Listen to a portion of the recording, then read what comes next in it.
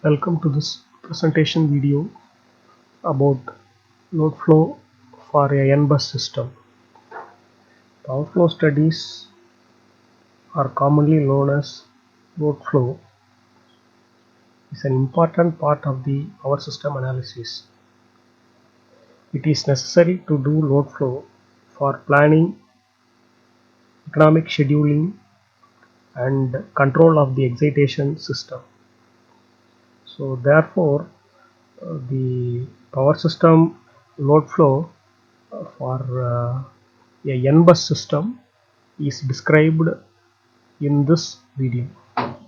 So to start with, we have to feed the bus data, and for each of the buses these quantities are involved, that is the voltage magnitude, then the phase angle, then real power, reactive power.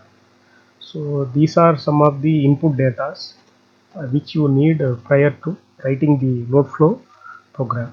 So this program can be written in C language or MATLAB or Python. So anyway, the algorithm remains the same. So to start with, we have different types of buses. Buses in the sense, um, we have three classified the buses into three types. One is the slack bus. So slack bus or swing bus, it is taken as the reference bus. The other one is the load bus. At these buses the active and reactive powers are given. The magnitude and phase of the buses are unknown. These buses are called PQ buses. Then we have the regulated buses.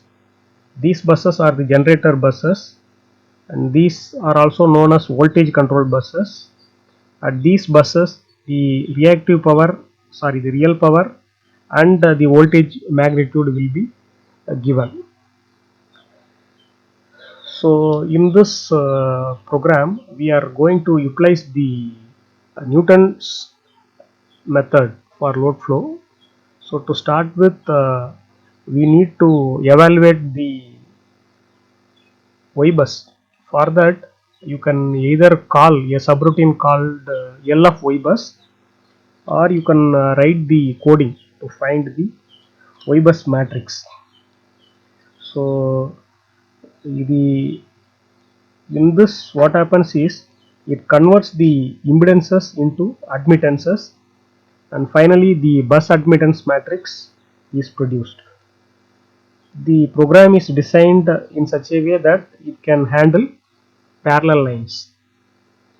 Then after you find the Y-bus coding, you can go for the actual load flow coding, that is the Newton's method.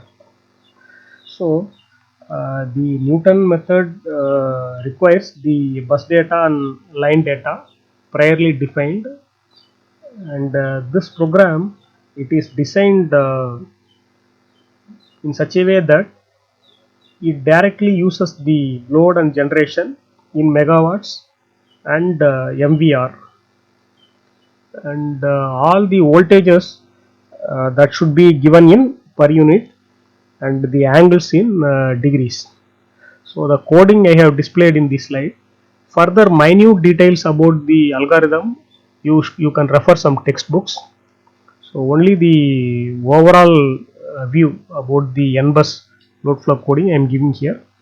So various calculations related to calculation of V, P, Q and S, these things you can refer the textbooks. So as I was telling, in this coding, another notable feature, the load and generators are converted to per unit quantities based upon the MVA which we feed in the input, and there is a provision inside this coding to maintain the generator reactive power limits. So if at all there happens to be a violation, that is if the reactive power limit is exceeded, the specified bus voltage will either be high or too low. So what happens is, for this from the second iteration onwards, the VAR calculated at the generator buses are examined.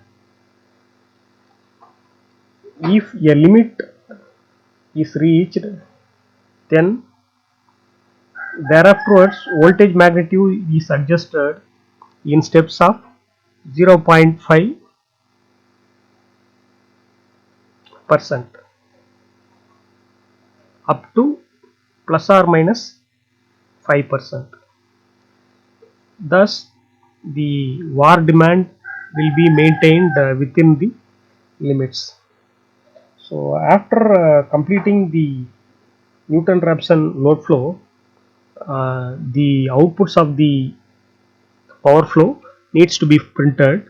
For that, a subroutine called bus out and line flow, they are available, and the coding for the same, that is shown here. So before that, you need to know that there is a condition called stopping criteria. So that stopping criteria, it will happen once the maximum number of iterations is reached, or if the tolerance limit, if the tolerance is very, you have a tolerance limit. If the tolerance limit is reached, in that case also the program will stop, and whatever results has been obtained so far, that will be displayed by the bus out and line out codecs.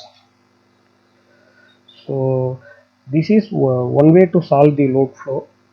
We do have other methods for doing the load flow, that is like fast decoupled method or Newton-Raphson method.